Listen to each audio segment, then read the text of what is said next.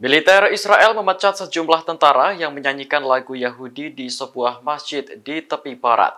Israel menilai tindakan tersebut telah melanggar aturan militer. Juru bicara pasukan pertahanan Israel, Daniel Hagari, mengatakan apa yang dilakukan tentara tersebut sangat tidak pantas. Oleh karena itu, pihaknya langsung memberikan sanksi tegas berupa pemecatan. Seorang pejabat keamanan di Israel juga mengecam aksi tentara IDF menyanyikan lagu Yahudi di sebuah masjid. Menurutnya, tindakan itu tak hanya memperburuk citra militer, namun juga mengalihkan perhatian dari tujuan perang. Sebelumnya, beredar video sejumlah tentara Israel sedang berada di dalam sebuah masjid di Jenin, tepi barat. Satu di antaranya menyanyikan lagu-lagu Hanukkah dan doa Yahudi melalui pengeras suara. Aksi tersebut dilakukan saat militer Israel melakukan operasi di tepi barat untuk menangkap kelompok bersenjata. Setelah videonya viral, tentara Israel menuai kritik dan kecaman. Bahkan, Departemen Luar Negeri Amerika Serikat sampai ikut berkomentar. Pihaknya menilai kelakuan tentara Israel yang ada dalam video sangat tidak pantas. חברים, כאן המסגד בג'נין, במ"פ ג'נין.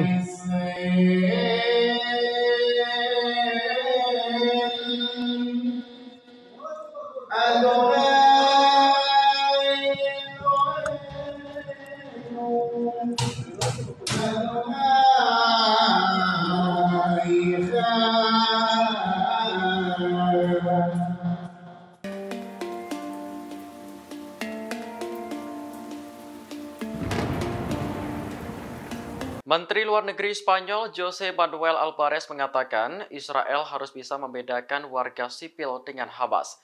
Pernyataan ini muncul merespons banyaknya warga sipil di Gaza yang terbunuh akibat pengeboman Israel. Albares menegaskan bahwa Spanyol akan selalu menjadi yang terdepan dalam membela hak-hak warga sipil Palestina. Menurutnya, serangan terhadap rumah sakit, tempat ibadah, hingga permukiman tidak dapat dibenarkan. Oleh karena itu, Albares meminta Israel untuk membuka mata lebar-lebar agar bisa membedakan antara Hamas dengan warga sipil.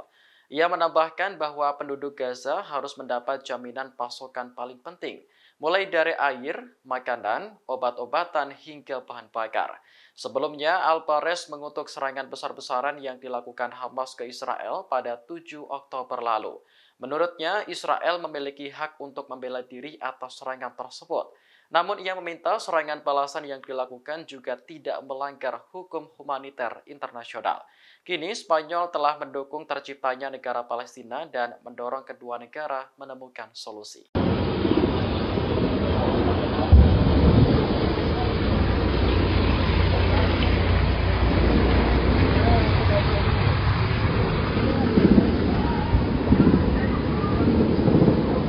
Invasi darat yang dilakukan Israel di Gaza tak hanya menelan korban sipil.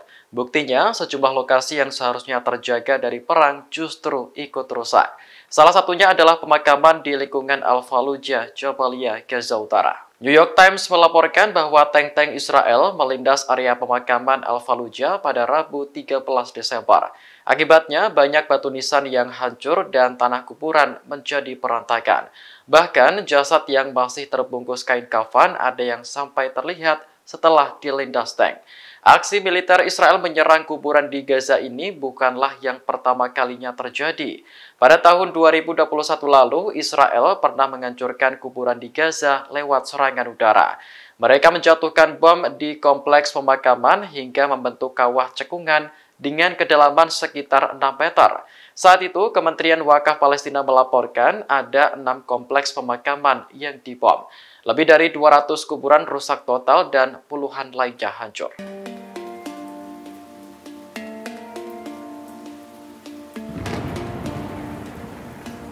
Aksi tentara Israel yang menyanyikan lagu Yahudi di sebuah masjid menuai kecaman.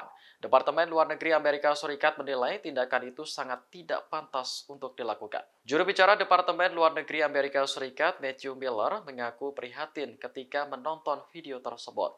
Menurutnya, tindakan itu tidak pantas dilakukan oleh seorang tentara terlebih dalam situasi perang. Hal senada juga disampaikan juru bicara Kepresidenan Palestina, Nabil Abu Rudaineh. Ia menilai aksi tentara Israel menyanyikan lagu Yahudi di dalam masjid adalah sebuah penodaan. Nabil pun memperingatkan agar masalah tersebut jangan sampai menyeret ke dalam perang agama. Sebelumnya beredar video sejumlah tentara Israel sedang berada di dalam sebuah masjid di Jenin, tepi barat. Satu di antaranya menyanyikan lagu-lagu Hanukkah dan doa Yahudi melalui pengeras suara. Aksi tersebut dilakukan saat militer Israel melakukan operasi di tepi barat untuk menangkap kelompok bersenjata. Setelah videonya viral, tentara Israel langsung mendapat sanksi tegas berupa pemecatan. חברים, כאן המסגד בג'נין, במ"פ ג'נין.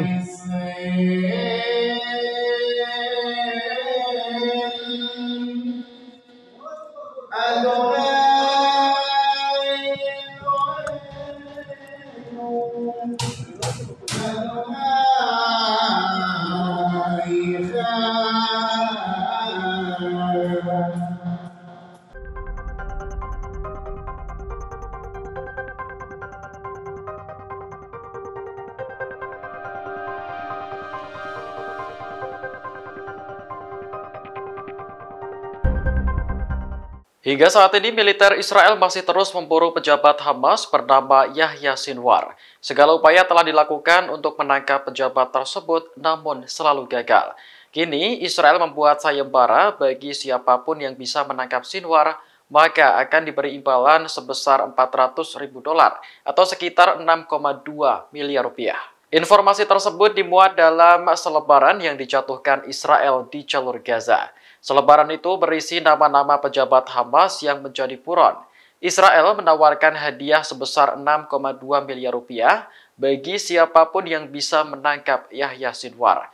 Sementara untuk pejabat Hamas lainnya akan diberi hadiah yang lebih kecil. Sebagai informasi, Yahya Sinwar merupakan pemimpin sayap politik Hamas di Gaza. Namanya telah masuk dalam daftar buron sejak Israel meluncurkan perang 2 bulan yang lalu. Bagi Israel, menangkap tokoh-tokoh penting Hamas adalah tujuan utama. Namun sejauh ini hanya ada beberapa anggota Hamas yang berhasil ditangkap atau dibunuh. Sebaliknya, perang di Gaza justru lebih banyak menelan korban sipil. Menurut otoritas Palestina, jumlah kematian di Gaza sejak 7 Oktober telah melebihi angka 18.000 jiwa.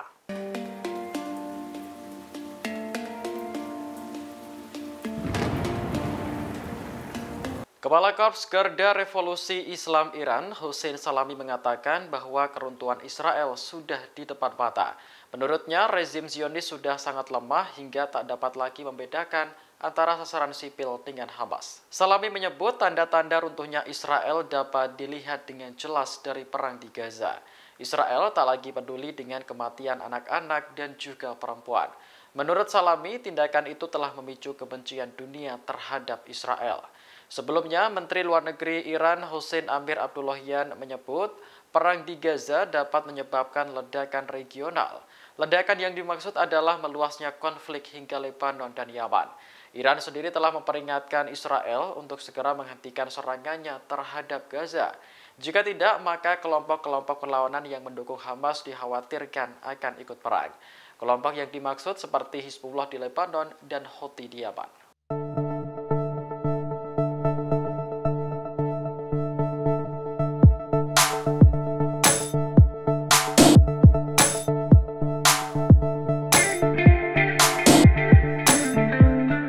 Yordania telah mendirikan rumah sakit lapangan di Gaza untuk menampung para korban perang. Pada Kamis kemarin, Putri Raja Yordania ikut menerjunkan pasukan medis ke rumah sakit tersebut melalui udara. Dilansir Anadolu Agency, Yang Mulia Putri Salma merupakan anak perempuan dari Raja Yordania Abdullah II. Ia bergabung dengan Angkatan Udara Yordania dengan pangkat militer Letnan 1. Menurut Angkatan Bersenjata Yordania, Putri Salma ikut naik pesawat ke Gaza pada malam hari. Ia kemudian menurunkan pasukan medis menggunakan parasut ke rumah sakit lapangan Yordania di Gaza. Ini merupakan penerjunan udara yang kelima sejak rumah sakit didirikan pada November lalu. Yordania telah hadir sebagai negara yang mendukung Palestina, terutama di bidang medis. Sekitar 14 tahun yang lalu, negara tersebut mendirikan rumah sakit pertamanya di Gaza. Selain itu, Yordania juga memiliki 2 pusat bedah di Jenin dan Ramallah. Download Tribun X sekarang, menghadirkan lokal menjadi Indonesia.